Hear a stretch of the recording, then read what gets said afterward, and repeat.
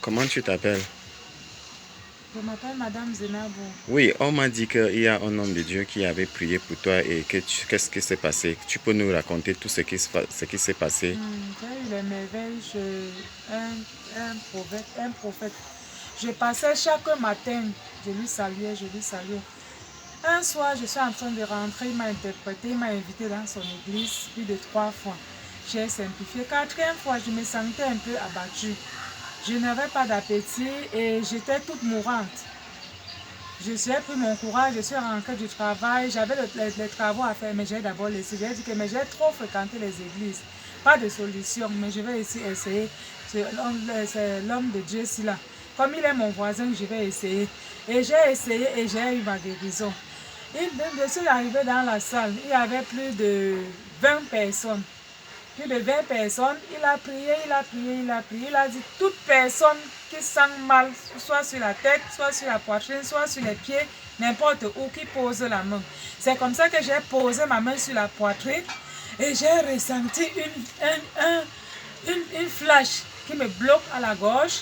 C'était pas la flash. Directement, ça m'envoie pour vomir. C'était une viande bien fraîche, mes frères. Vraiment, j'ai trouvé la santé sur Daddy. Il m'a vraiment sauvé. Grâce à lui, je suis en vie. Je voulais te poser la question, quelle qualité de viande qui est sortie? Je ne sais pas, mais la viande était bien fraîche, comme si c'était la viande de bœuf qu'on venait d'égorger. Ce n'était pas sec, c'était bien frais. Bien frais, je dis bien frais.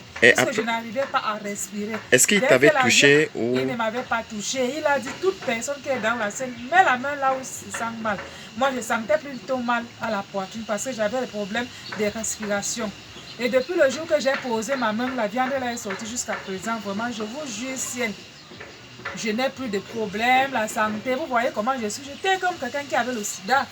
Mais je me sens, quand je marche, moi-même, je me sens, les gens me demandent comment tu as pris le poids. Je dis que non, c'est pas la grâce de Dieu. C'est pas la grâce de Dieu. Amen. C'est pas la grâce de Dieu. Amen.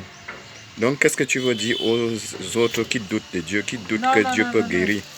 Ne doutez pas. Il y a les églises qui trompent les gens, mais chez Daddy, vraiment, il y a vraiment la grâce. Parce qu'il n'impose pas la main sur quelqu'un. Il impose la main à distance. Et toi, le malade, tu poses ta main toi-même sur ton corps. Soit sur le pied, sur la tête, soit sur les genoux, n'importe où des parties de ton corps. Vraiment, mes frères, je vous en prie, ceux qui sont malades et vous partez dans les églises où il n'y a pas de solution. Vraiment, moi, j'ai trouvé la solution chez Daddy. Au niveau de la chapelle au Billy, derrière à Chefferie, à Temengue ou derrière Mandafis, demandez n'importe qui, le prophète. Il y a 2 églises, mais il est un peu à côté de la route qui monte vers Francky. Vraiment, mes soeurs, il y a les gens qui sont malades, qui dépensent les argent dans les églises. Pardon, il ne prend rien. Il ne prend rien. Je vous jure, ciel. Donc, il fait ça gratuitement. Il fait gratuitement. Tu ne fais pas une sémence, tu ne fais pas même... Non, je n'ai rien fait. Tu n'as donné rien, Je n'ai rien fait, je n'ai rien donné, même pas 25. Ok. Donc, je renvoie à Et j'ai appris qu'il est missionnaire et qu'on l'appelle frère Harrison. Est-ce que c'est vrai?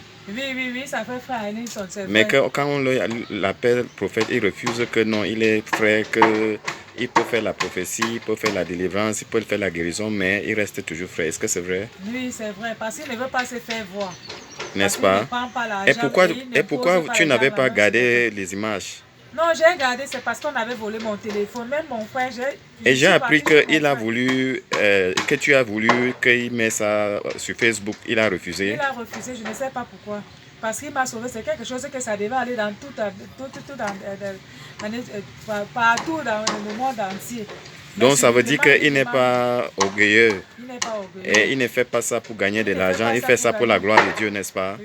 Que Jésus soit loué. Amen. Amen. Amen.